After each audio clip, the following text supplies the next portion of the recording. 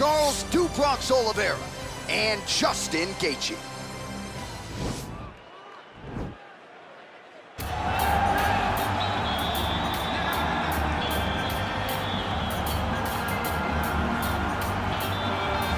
If I ask you who the most exciting man in mixed martial arts is today, I trust the answer just might be Justin Ray Gaethje. Realized a major championship outside the UFC.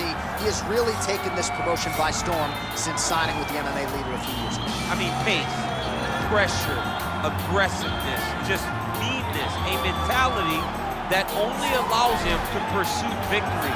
Watching him against Edson Barbosa, withstand some of the strikes that he took to get the knockout was a sight to behold. The fight against Michael Johnson in his UFC debut. Michael Johnson was a top 5 guy in the world, and Justin Gaethje completely melted him with pressure and pace.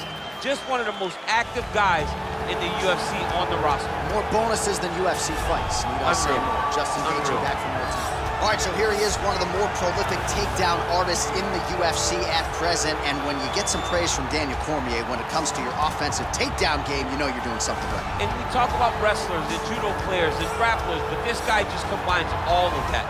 He is able to use foot sweeps from the grappling game. He is able to use throws from judo, and he's able to use wrestling from the wrestling game to take people down. He has an array of takedowns at his disposal, and he uses every single one of them. From the speed of the level change to the timing to the knowledge of where to go next when the guy starts to finish, he's truly something special. I don't think he can take you down, but tonight he doesn't have to. So in this matchup, prevailing wisdom is he'll be able to get this fight to the canvas. And now our tale of the tape for this lightweight fight. Oliveira is 30, Gaethje is 31. He is 1 inch taller. Oliveira will have the 4-inch reach advantage. Now to get us started, the veteran voice. You ready? You ready? Let's go. All right, ready to go here, round 1. Charles "Du Bronx" Oliveira, one of the top active and accurate submission threats in UFC history. He's in that patented upright stance as usual. Charles Oliveira trying to continue the trend of first-round finishes here tonight. Lands a big right hand early. All right, here we go, early round 1. Gonna be very interesting to see how long this fight stays upright, given the fact that he is so good with his ground game and submissions. He has to try to find a way to get to the mat. Even if he just drives in the takedown just to fall back to his back and start a grappling exchange. This is where he needs to be. He is the best grappler, best submission specialist we've seen in a long time.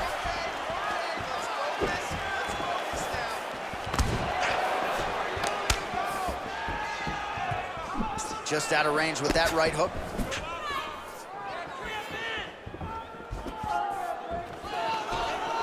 Good punch lands. Just over 3 minutes now to go. Well, it's about as appropriate a nickname as we have in MMA. The highlight Justin Gaethje, and he has found his range early tonight. Uppercut to the head, DC. Now we'll see if he can follow it up. His opponent was doing a great job of seeing the punches coming straight at him, so he changed the angle and came up through the middle with it. Nice shot to the body. Back to the left hand now, unable to connect. Oh, big elbow. Really using his reach advantage there as he lands the punch, DC.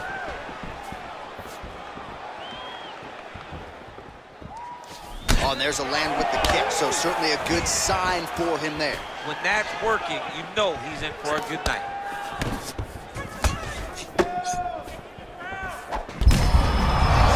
There, his opponent could be out of here soon, DC. He's almost done. I mean, when you get hit with a shot like that, you don't know whether to run, hide, grab, or wrestle. He's confused. He's as confused as he was on his first test in elementary school.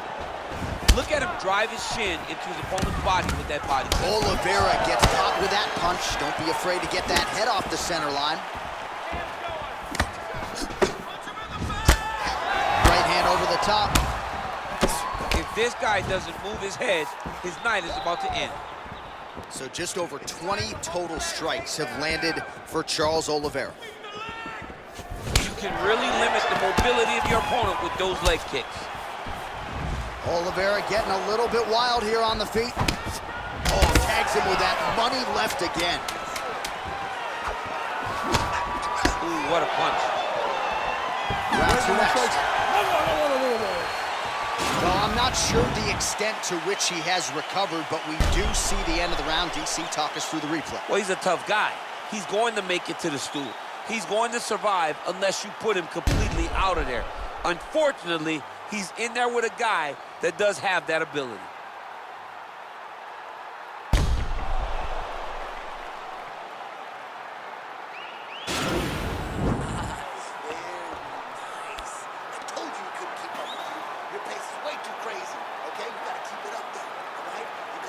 All right, 5 minutes down. Here we go with round two.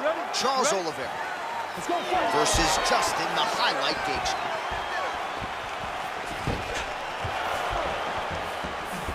Big punch lands over the top. How's he gonna follow this one up? And they separate. Whiffs on the elbow. Leg kick. Circling to his right. Just misses with a left hook there. And they separate. I mean, he's cutting them down to size with these beautiful leg kicks. Well, it's one thing to have length, it's another thing to use it, and he does it as well as anyone. Nice kick there by Oliveira. Just out of range with the big right hand. Big leg kick land. So the numbers continue to pile up. 30 total strikes now for Justin Gaethje. And the accuracy rate about 42% now against Charles Duke Bronx Oliveira. Inside, he's hurt now. He turned his entire body into that uppercut, and it landed exactly as he was hoping for. Under 3 minutes now to go in the round.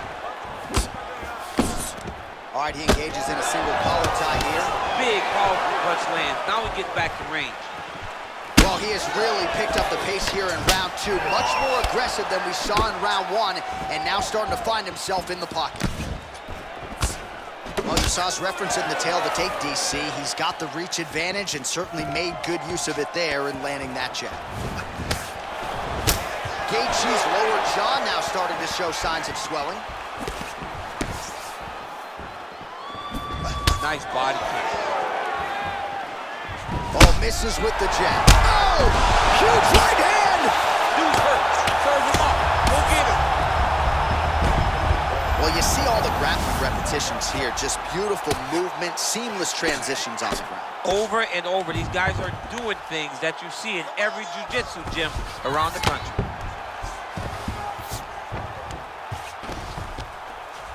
Oh, he is up, but man, is he hurting. A finish could come here at any time. Just the fight thus far. How's his opponent still stand? I mean, I have no idea. This fight is supposed to be over. It might not be over now, but it's going to be over very soon.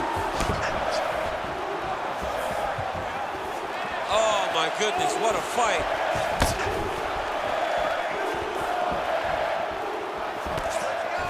All right, he closes the distance, gets the single collar tie. Look at the whip action that comes from him throwing that kick. Muay Thai block. All right, so there's the end of the round, and the tide has officially turned. A huge head strike to stun his opponent. We'll see which corner can adjust here moving forward. I mean, they've got to be celebrating. They've got to be happy. Everything's working. But the other side has to be concerned. They have to figure something out, make some sort of adjustment to try to change the tide of this fight.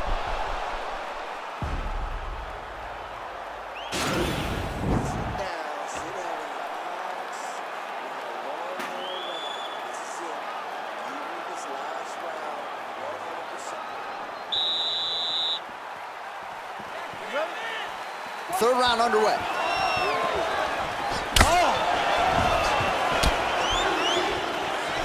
He ate that kick. His opponent in a lot of trouble now. That was Cain Velasquez's punch of choice. Every time he landed that overhand right, he hurt people bad. And this guy guy has his opponent hurt very badly again. Good punch.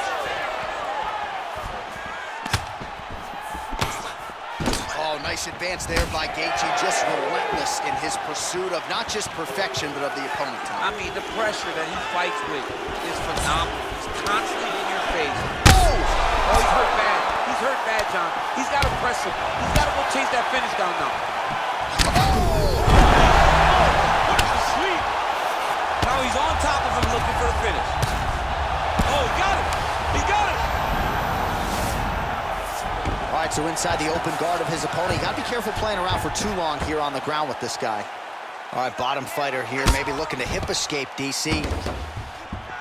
Well, he's up, but he is hurting for certain. The finish could come at any time. So as we call on the numbers, 54 total strikes have landed for Justin Gaethje. Well, not the most efficient effort today. The numbers landing with 34% accuracy thus far against Charles Oliveira. Oh, lands another beautiful strike to the body, really starting to connect at will when it comes to working the body, and especially effective doing it later in this fight. Didn't see a lot of that from him in the earlier rounds. Nice body kick right under the elbow. 2 minutes now to go in the fight. That strike blocked by Gaethje.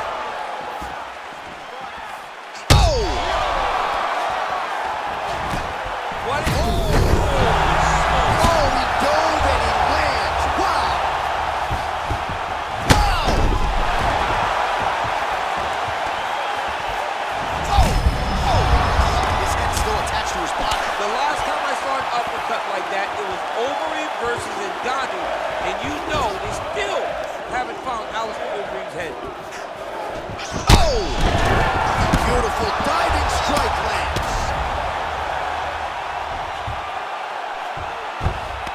All right, he's got the feet on the hips now, DC, in a pretty good position to get out, I would think, if he so chooses. Absolutely. This is the ideal position for escaping. Oliveira's trying for a Kimura here.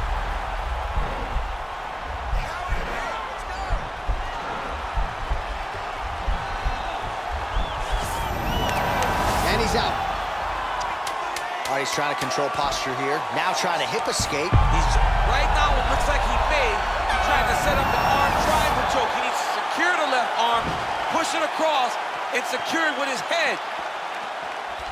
All right, so the fight goes the distance. We'll take a look back at the action, but should go his way given all he got done in the striking game. Yeah, he did a great job of landing at will, mixing up the target, doing everything that he's become known for in order to cruise to a very good decision.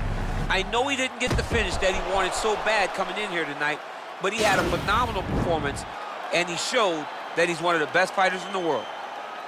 Ladies and gentlemen, after 3 rounds, we go to the judges' scorecards for a decision. The judges score the contest 30-27, 9-28, 29-28. Declaring the winner by unanimous decision, Charles "The Bronx" Oliveira! All right, nice job by him there, as he is your winner via unanimous decision. And sometimes I would think it's easier said than done to just leave the judges out of it. Dominant performance, and he gets his hand raised. Yeah, and if you got to go to the judges, leave no question, right? Be the person that is so dominant that you know you're getting your hand raised. He did exactly that tonight, and he gets a dominant decision.